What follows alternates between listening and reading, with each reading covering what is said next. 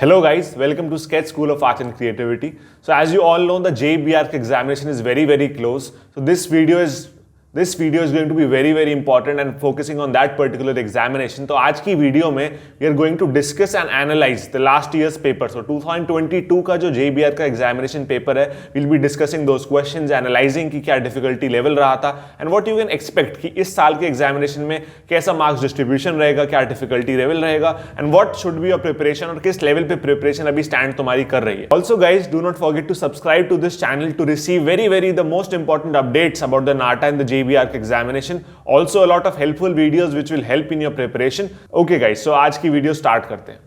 So this what you can see on the screen right now is the question paper of the 2022 paper. As you can read, 23rd जून को exam हुआ था and this is for the exam slot 1. So अलग अलग shifts रहते हैं exam के, shift 1, shift 2, कभी कभार 3rd तक भी जाता है. तो डेफिनेटली क्वेश्चन पेपर उसमें अलग रहते हैं. The questions that are different, ताकि डेफिनेटली बच्चे चीट ना कर पाए. तो maybe a lot of you must have seen or might have seen the 2022 paper, but ये मे बी ना देखा हो क्योंकि इस शिफ्ट का पेपर हर जगह अवेलेबल ना हो. So any how let's discuss and analyse this. Okay, तो मैथमेटिक्स पार्ट है सबसे पहले हमारे पास, जिसमें यू ऑल नो 100 मार्क्स का जो मैथमेटिक्स पार्ट आता है. अनफॉर्चुनेटली हम मैथमेटिक्स पार्ट अभी डिस्कस नहीं करेंगे. That is because I don't know a lot of maths.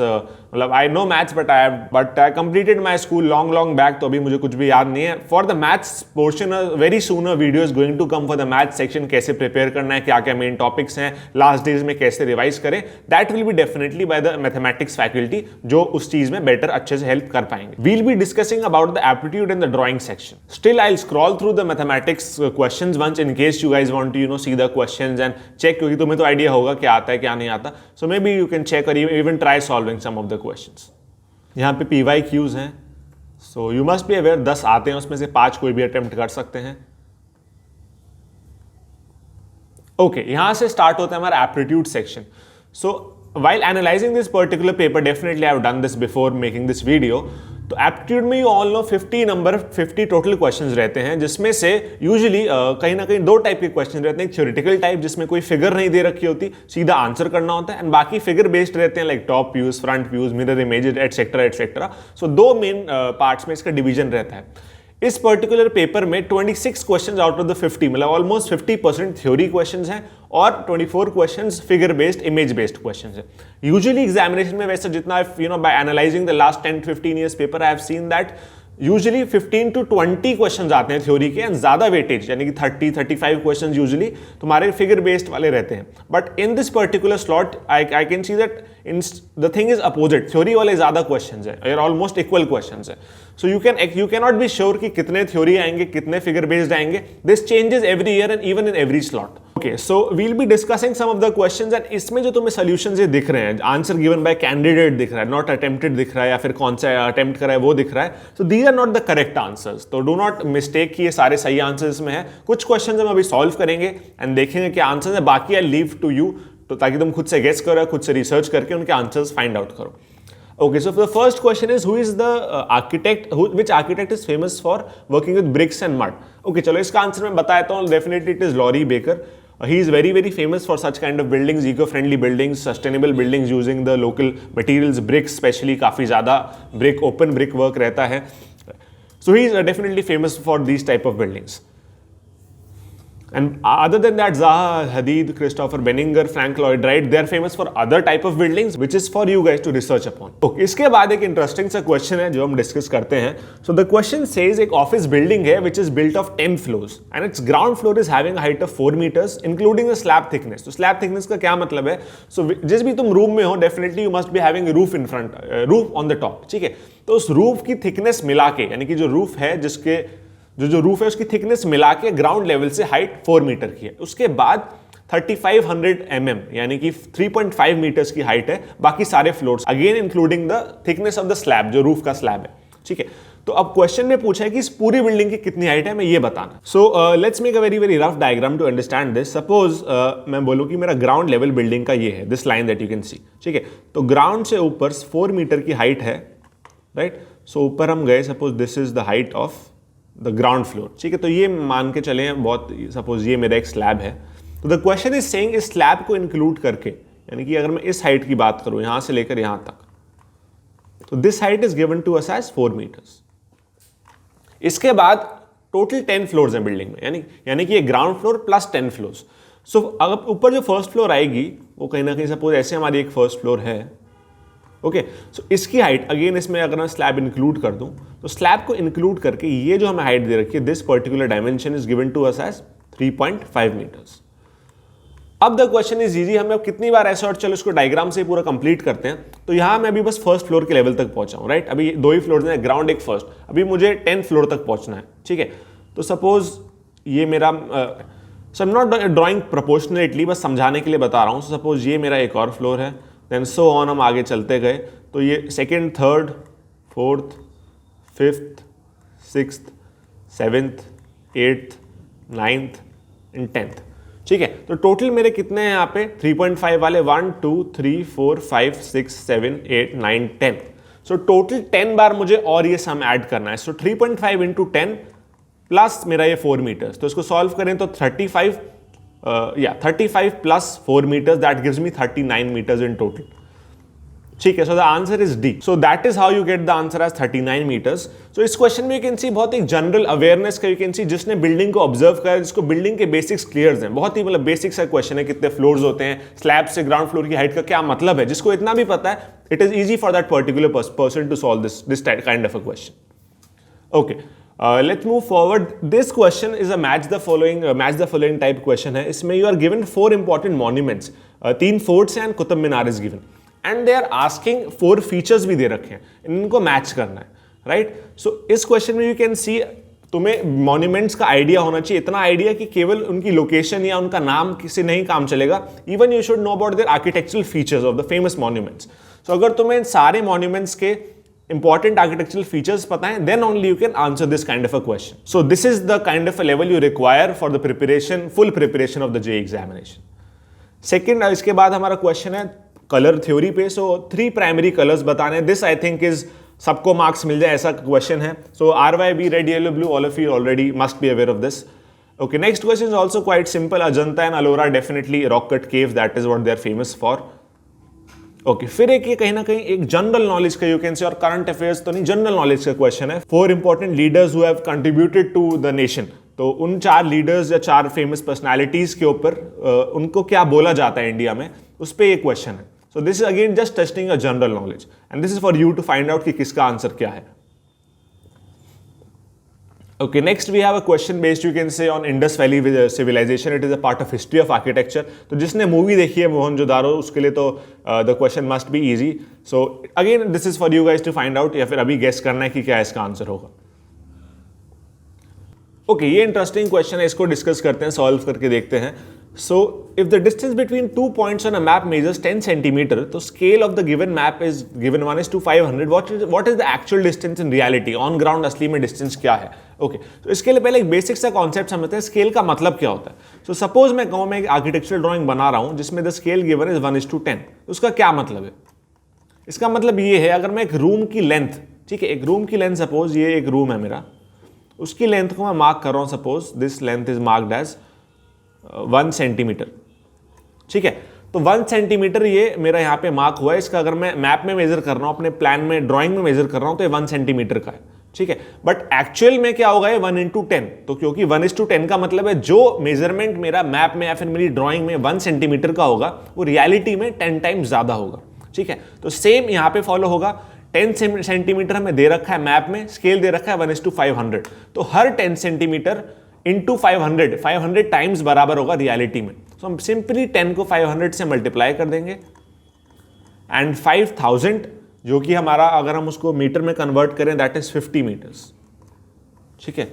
So 50 meters is the correct answer.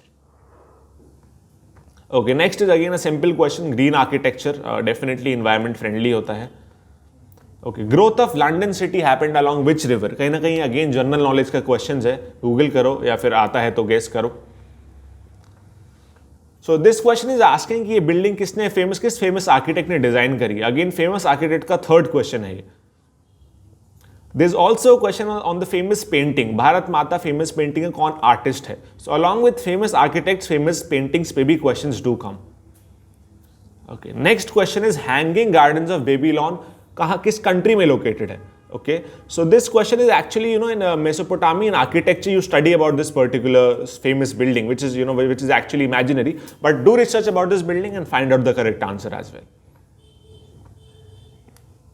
Okay, the next question is asking that this particular method of planning किस Indian city पे based है. Again this is also interesting question. So ना हर city के, काफ़ी states के city के famous planning types है, लाइक चंडीगढ़ के एंड दिल्ली के. तो काफ़ी सारे स्टेट्स और सिटीज़ ऐसी हैं जो फेमस हैं based on a particular planning method. तो उसका भी नॉलेज तुम्हें होना चाहिए. Questions do come on this particular topic as well. World heritage site of Bhimbetka किस स्टेट में लोकेटेड है? I have also observe world heritage site जो इंडिया की हैं, जो फेमस हेरिटेज साइट्स हैं, उन पर काफ़ी कॉमनली क्वेश्चंस पूछे गए हैं. Okay, this is again a kind of a general knowledge question. Gobind Sagar lake कहाँ पे लोकेटेड है, किस स्टेट में है? ADFF is the abbreviation of what? ठीक है, ऐसे भी क्वेश्चंस आते हैं, लाइक सपोज नासा है या फिर गृह है. कुछ ऐसे टर्म्स हैं, कुछ ऐसे एब्रिविएशंस हैं जो आर्किटेक्चरल वर्ल्ड में काफ़ी कॉमन है, कॉलेजेस में या फिर आर्किटेक्चरल फर्म्स में, या फिर कॉमनली आर्किटेक्चरल लाइफस्टाइल में यूज होते हैं. So, इनके फुल फॉर्म्स पे भी क्वेश्चंस आते हैं. जो भी ऐसे कॉमन एब्रिविएशंस हैं, इनका फुल फॉर्म पता होना चाहिए. Okay, this is a interesting question. Which of the famous actor, इनमें से कौन सा सेलिब्रिटी एक्टर इस अवार्ड विनिंग मूवी का पार्ट था? Okay, I tell you this answer. इसका आंसर शाहरुख खान है. Do study and this is also interesting movie, though a very very old movie. You guys can maybe watch this. Okay, एक हमने question पहले देखा था colour theory का. यहाँ पे एक और क्वेश्चन है जो कि काफी सिंपल ही है. Cool colours in the colour represent what? So cool definitely sky blue, coolness definitely related to sky only. And अगर यहाँ पे वार्म होता तो that will be either heat और सनलाइट. ठीक है, तो sky is the correct answer here. And again this is the second question on colour theory. Again एक मैच द फॉलोइंग क्वेश्चन है. इसमें हमारे 4 सिटीज दे रखी हैं, 2 USA की हैं एंड एक चाइना की है, एक बेल्जियम है. तो इनका तुम्हें मैच करना है कि इन सिटीज को क्या कहा जाता है, इनका क्या और नाम है, what are they famous for. Again see, I told you UNESCO world heritage sites पे इंडिया के काफी क्वेश्चंस आते हैं. एक और क्वेश्चन है वर्ल्ड हेरिटेज साइट्स का. इवन इसमें तुम्हें अरेंज करना है कि किस पैटर्न में या किस ऑर्डर में ये वर्ल्ड हेरिटेज साइट्स डिक्लेयर हुई हैं. तो पहले कौन सी हुई, फिर सेकंड कौन सी हुई, थर्ड कौन सी, fourth and then so on the fifth one. So इस डेप्थ में भी वर्ल्ड हेरिटेज साइट पे questions do come. Match the following के काफी क्वेश्चन है इस पर्टिकुलर स्लॉट वाले एग्जाम में. यूजुअली इतने ज्यादा वैसे नहीं आते हैं. तो अगेन यहाँ पे 4 फेमस तुम्हें दे रखे हैं पैलेसेस, फोर्ट्स. इनकी लोकेशन की कौन सी सिटी में लोकेटेड है, ये सिटी या स्टेट में लोकेटेड है, ये बताना है. अगेन एक मैच द फॉलोइंग के क्वेश्चंस है. हिल्स रेंजेस पे क्वेश्चन है कि कौन से पार्ट में इंडिया के चारों लोकेटेड है. तो ज्योग्राफी के can say this question is there. ये एक टेम्पल्स पे क्वेश्चन है. 4 टेम्पल्स दे रखे हैं, फेमस टेम्पल्स. आर्किटेक्चरल हिस्ट्री में भी हम इनके बारे में पढ़ते हैं एंड वैसे भी ये कॉमन एंड फेमस टेम्पल्स हैं. तो अगेन किस स्टेट में या किस सिटी में लोकेटेड है, इस पे क्वेश्चन पूछा गया. Okay, this question is actually the last question for the theoretical part. इसके बाद हम देखेंगे तो सारे फिगर बेस्ड क्वेश्चन है. This question is okay, so this is a interesting question. यहाँ पे हमें 2 स्टेटमेंट्स दे रखी हैं. तो Loktak lake is famous for its floating village और Loktak lake is very rich in biodiversity. तो लोकटाक लेक कहाँ पे है और किस लिए फेमस है, अगर ये तुम्हें पता है then only you can answer this particular question. क्योंकि दोनों स्टेटमेंट सही हैं, कोई एक सही है कोई एक गलत है. ये you only will know if you know about Loktak lake. अच्छा, इसके बाद आते हैं हमारे सारे फिगर बेस्ड क्वेश्चन. इसमें किस किस टाइप के क्वेश्चंस हैं हमारे पास? मिरर इमेजेस के क्वेश्चंस हैं, you have sequence based questions, you have complete this particular figure based questions. So सारे इस टाइप के क्वेश्चंस हैं. सरफेस काउंटिंग है, अगेन मिरर इमेजेस हैं, टॉप व्यूज फ्रंट व्यूज के क्वेश्चंस हैं. सो 24 क्वेश्चंस हमारे फिगर बेस्ड क्वेश्चंस हैं जो कि यूजुअली स्टूडेंट्स को ईजी लगते हैं. इसमें you can score the maximum marks. तो थ्योरी और ये फिगर बेस्ड क्वेश्चंस दोनों मिला के एप्टीट्यूड का पोर्शन रहता है. You should focus on both the part definitely. As you can see approximately 50-50% दोनों को डिस्ट्रीब्यूटेड है. इन क्वेश्चंस के लिए जितना तुम प्रैक्टिस करो, जितने तुम मॉक टेस्ट दो, जितने तुम previous year paper, previous year question solve करो, उतना बेटर रहता है.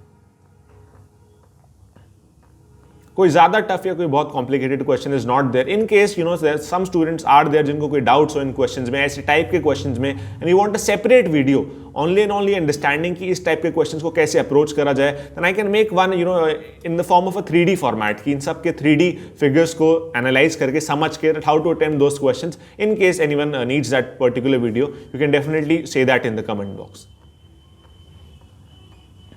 टॉप व्यू के क्वेश्चन है, फ्रंट व्यू के क्वेश्चन हैं। ओके, इसके बाद हमारा आता है ड्राइंग सेक्शन। ठीक है, ड्राइंग सेक्शन में हमारे पास हमेशा की तरह 2 क्वेश्चंस तुम्हें अटेम्प्ट करने होते हैं। 100 मार्क्स का हमारा सेक्शन है। तो पहला क्वेश्चन कह रहा है, there is a image given to you जिसमें there is a old lady probably of some particular culture, काफी सारी ज्वेलरी पहनी हुई है, and black and white rendering technique से तुम्हें इस सेम स्केच को, प्रोपोर्शनेट स्केच को बनाना है। अब और ये कंपलसरी है, इसमें कोई ऑप्शन नहीं है, तो ये क्वेश्चन तुम्हें करना ही करना है। और सेकंड तुम्हारे पास यहाँ पे एक ऑप्शन है, एक तुम्हारा पर्सपेक्टिव स्केच का क्वेश्चन है, तुम्हें होली सीन बनाना है या तो एक 2D कॉम्पोजिशन बनाना है using rectangles and triangles showing rhythm as a principle and using cool colour scheme in the colours.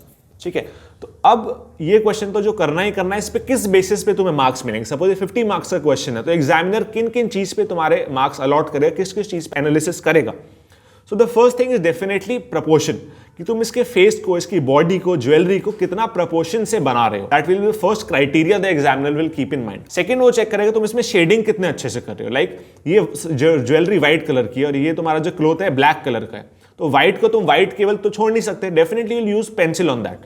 तो इस व्हाइट में और उस ब्लैक में कितना डिफरेंस है, इसमें तुम कितना लाइट कलर कर रहे हो और इसमें कितना डार्क कर रहे हो। सिमिलरली ये तो 2 शेड्स हो गए, ज्वेलरी का एक शेड हुआ पर्टिकुलर, क्लॉथ का एक शेड हुआ, बट फेस का एक अलग शेड होगा। फेस व्हाइट और ब्लैक के बीच में कहीं ना कहीं किसी शेड पे, तो उसके लिए तुम क्या 3rd शेड यूज कर रहे हो। एंड सिमिलरली जितने भी यहाँ पे शेड्स हैं, क्या तुम सबको इंडिविजुअली अलग से दिखा पा रहे हो, how you are differentiating the different small parts in this sketch. इस चीज पे भी तुम्हारे मार्क्स डेफिनेटली अलॉट होंगे।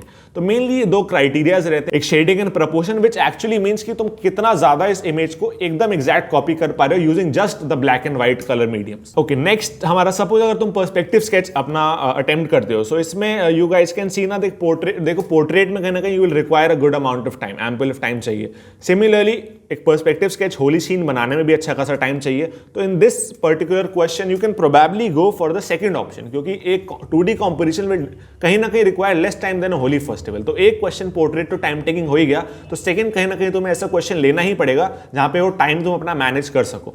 तो सपोज अगर कोई होली फेस्टिवल अटेम्प्ट कर रहा है, देन किस चीज पे तुम्हारे मेनली मार्क्स रहते हैं। अगेन सेम चीजें रहती हैं।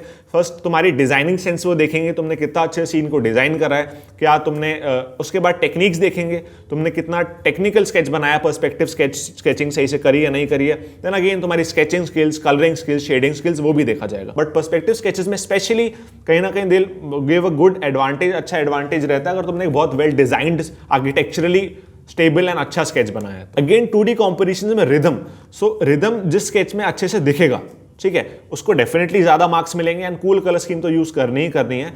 तो रिदम क्लियरली दिखना चाहिए एंड स्केच रिदम तो दिखना ही चाहिए, प्लस स्केच विजुअली अच्छा भी लगना चाहिए, विजुअली प्लीजिंग भी होना चाहिए। सो अगर वो दोनों चीजें हैं, प्लस कलरिंग भी अच्छी है एंड स्केचिंग भी अच्छी है, then definitely you can score good marks in this question as well. Also guys, we are conducting free 3 days master class for all the NATA and JBAC aspirants. इसमें हम काफी helpful strategies बताने वाले हैं, secret tips बताने वाले हैं कि कैसे इन examinations में top score करा जा सकता है, कैसे बाकी competition से अलग, drawing में भी, aptitude में भी, maths में भी, how can you be the toppers and get into your dream college. In order to enroll for the 3 days master classes, you can just WhatsApp on the number that you can see on the screen. Thank you guys, see you in my next video.